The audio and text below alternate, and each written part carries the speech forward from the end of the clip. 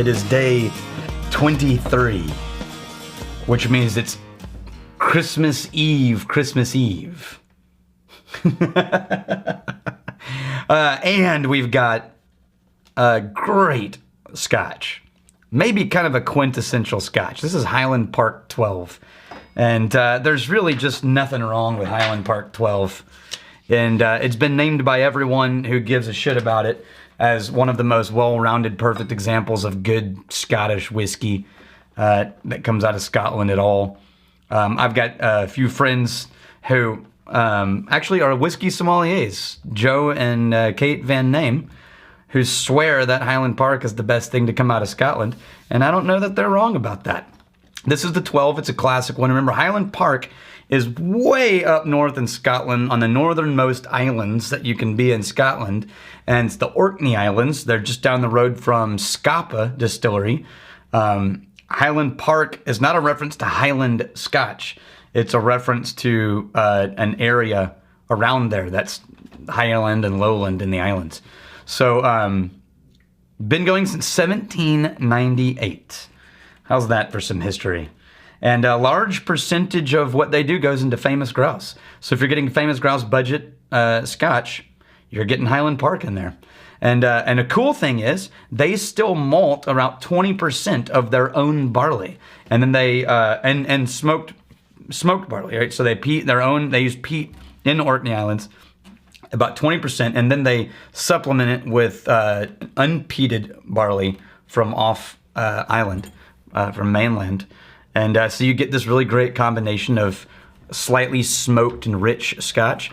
One of the things I love best about island whiskeys, like I said before, is the salt notes are great in those island whiskeys.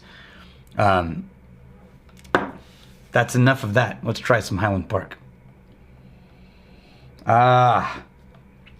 See, coming right after yesterday's bourbon, it's just nice to come home to Scotch for my personal preferences. Oh, yeah. That's pretty. I know one of these days I'm going to drink something that I really don't like, and you're going to see what it looks like when I'm drinking something I really don't like. But Master of Malt did a good job this year of just presenting a damn good selection of whiskeys. You notice it's subtly smoked, but not heavy smoke. That's that percentage going down.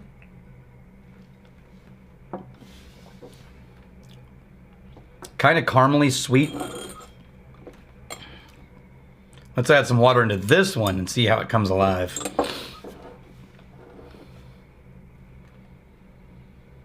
Yes. Now, Highland Park does a lot of special expressions, and we've got a few of them in the vault. Named after Norse gods and Norse heroes and Celtic warriors and things like that. And they're all really cool. The Dark Origins Highland Park is one you should get your hands on if you like Highland Park at all.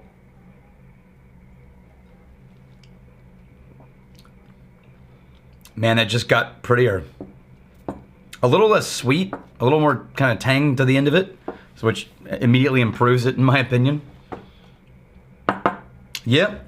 Not much to say about Highland Park. It's almost as classic as Macallan as far as something that is consumed all the time and for damn good reason. So Highland Park 12, you'll find it most anywhere you can find a good whiskey list. And if you want something a little more aggression to it than your Macallan, that's going to be a safe bet without going all the way headfirst into Islay.